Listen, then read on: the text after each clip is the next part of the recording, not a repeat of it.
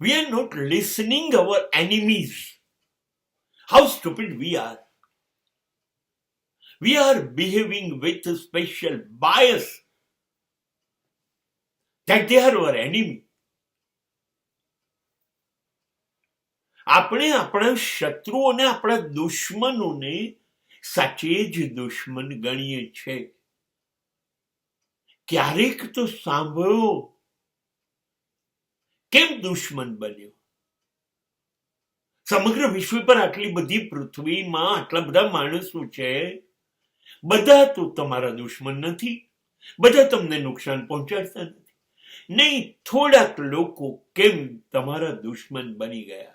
જે દુશ્મન ત્યારે બને જે તમને પહેલા ઓળખતો હોય, જે તમારી જોડે જોડાયેલો હોય, સંબંધથી, મિત્રથી, કોઈ પણ રીતે જોડાયેલો હતો અને અચાનક જ તમારી વિરુદ્ધમાં થઈ ગયો. તો બેસો ને એની સાથે, બેસો,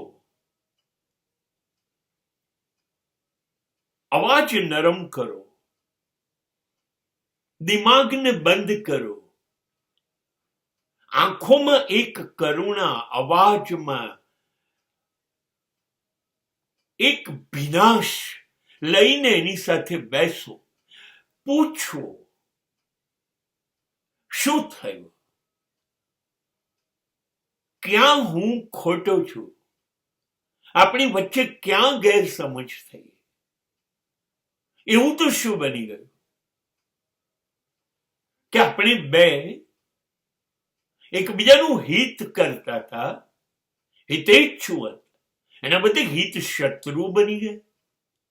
આપણી વચ્ચે પ્રેમ હતી, એક પ્રેમની દુનિયા હતી, એનું આખું રૂપાંતર આપણે નફરતમાં કરી કાઢ્યું. એવું શું બન્યું? ઈમાનદારીથી સાંભળવાની તૈયારી રાખો અને સ્વીકારો. એ કહેશે, એની પાસે એની દલીલ હશે, એની પાસે કારણ હશે કે આપણી વચ્ચે જે બધું જ સરસ હતું એ હવે કેમ નથી, એ કહેશે.